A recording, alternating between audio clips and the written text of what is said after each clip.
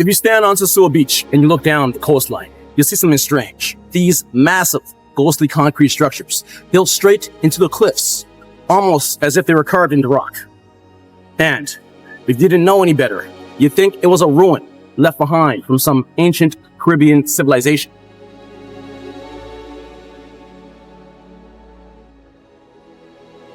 But it's not ancient. It's Sandcastle. Once one of the most ambitious resorts on the entire North Coast.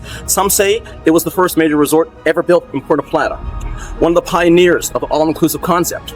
The first true 5-star cliffside resort in the region. And the grand opening, pure 80s spectacle. They flew in LaToya Jackson, yes, Michael Jackson's sister, to perform live here. Señoras y señores, LaToya Jackson. With VIPs, executives, media, international guests. If social media existed back then, man, Sandcastle would have gone viral. But today, it's a hotel phantasma, and by that I mean a ghost hotel rotting above one of the most iconic and beautiful beaches in all the Dominican Republic, if not the Caribbean. So, what happened? How do you go from shining jewel of the North Coast tourism to a concrete skeleton tourists stare at from the sand? Today, we're breaking that down. The rise and the fall of Sandcastle, why it failed, why Casa Marina survived, and what every investor in Sosúa needs to know from this story. If you're ready, let's jump in.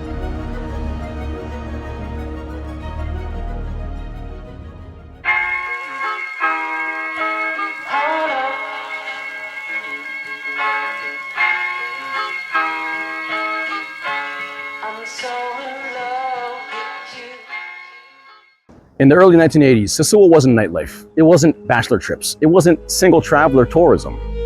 Sosúa was families, if you can believe it or not. Family tourism, European tourism, North American tourism, middle-class tourism, a quiet beach town vacation spot.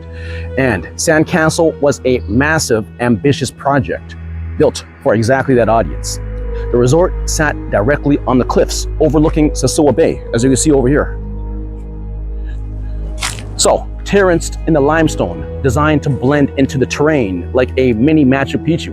It wasn't small either. As you can see behind me, around 122 bedroom units, convertible into nearly 240 hotel rooms, pools, restaurants, bars, a disco, terraces, over 13 acres of land, and more than 215,000 square feet of construction. This wasn't a cute little hotel. It was a flagship resort. Sandcastle represented the future of Sosúa's tourism. At least that was the plan. Here's the part that most people completely misunderstand. Sandcastle did not target the wrong audience. No. In the 1980s, Sosúa's tourism profile matched Sandcastle perfectly. Families, groups, couples, vacations, European travel. But by the 1990s, it all shifted. So, Punta Cana exploded. Package travel moved east. Nightlife tourism emerged in Sosúa. The single traveler market grew. Short-term rentals appeared, and the town's identity shifted. Unfortunately, Sandcastle didn't change. They stood stuck in their original identity, even when the market around them transformed. It was like the Titanic, a massive ship heading towards an iceberg. It could have pivoted. It could have adapted.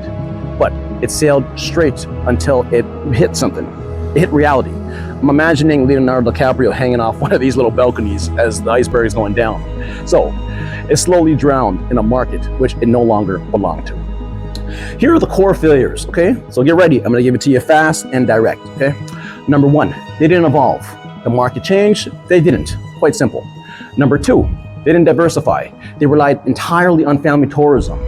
When the audience left, they had nothing. Number three, they didn't reinvest. Aging buildings need money. They waited too long. Number four, they didn't plan for the downturns.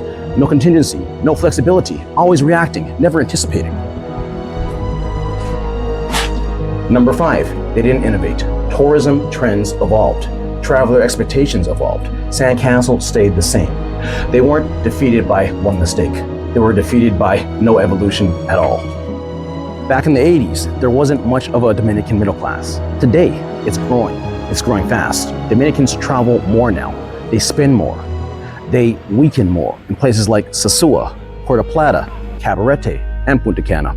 And as soon as the new Amber Coast Highway is going to be built from Santiago, La Vega, Santo Domingo, oh my gosh, we will have travelers up here on the North Coast. Dominican tourism saved the entire country during COVID. Even in Canada, when we were on lockdown, domestic travel exploded because people couldn't fly.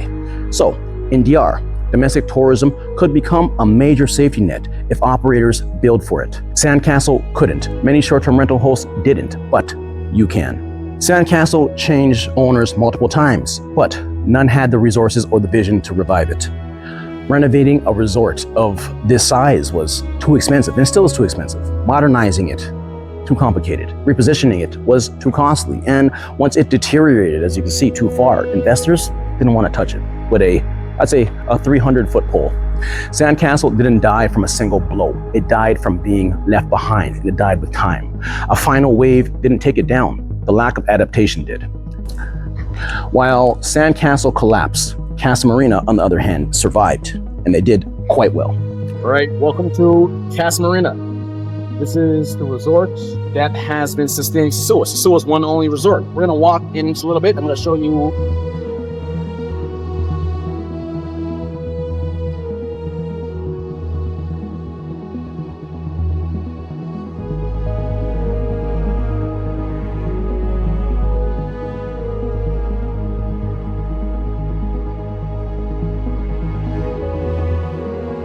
Casa Marina is still one of the full all-inclusive resorts operating in Sosúa and thriving.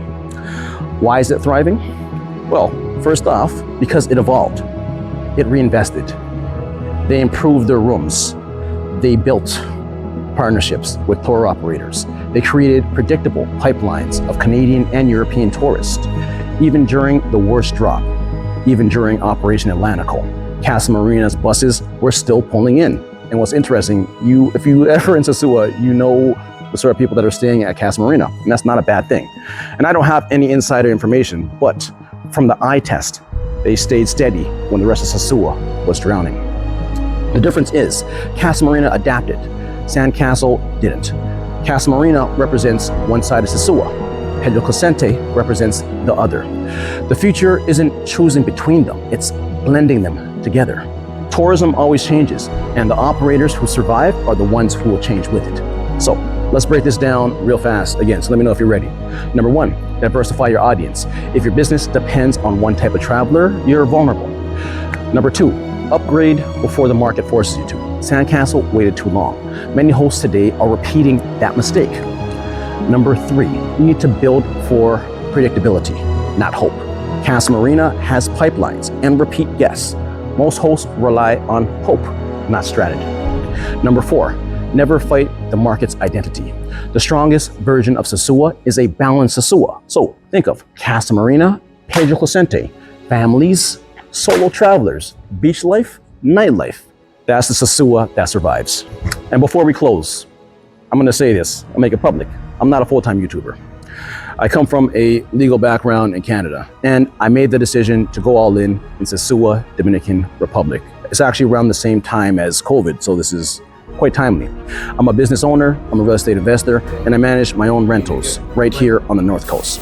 I create these videos because when I first came here, no one was breaking down the market quite like this, and I wish someone had. So, as I grow in the city, I want you to grow with me. I want all these hosts to do better. I want us to work together as a community. If you need help analyzing a property, understanding the market, or even building strategy that actually works, put your questions in the comments. I'll do my best to answer. And if it's too complicated, I offer consulting, deal analysis, and in select cases, partnership opportunities for the right projects. The link is on the screen and in the description. So if this video helped you, please comment, subscribe. It truly helps this channel. And as you can see, these videos do take quite a bit of work. So yeah, let me know. And last thing, I'm gonna leave you with a question.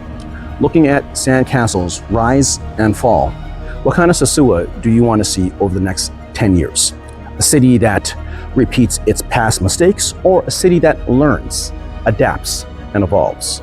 Drop your answer below. I am curious to hear and see what your vision is. So the last thing I'll say is a life in paradise is possible, but only if you're willing to take the first step. My name is Brian from Linkzup. Thank you for watching this video. I'll see you in the next one.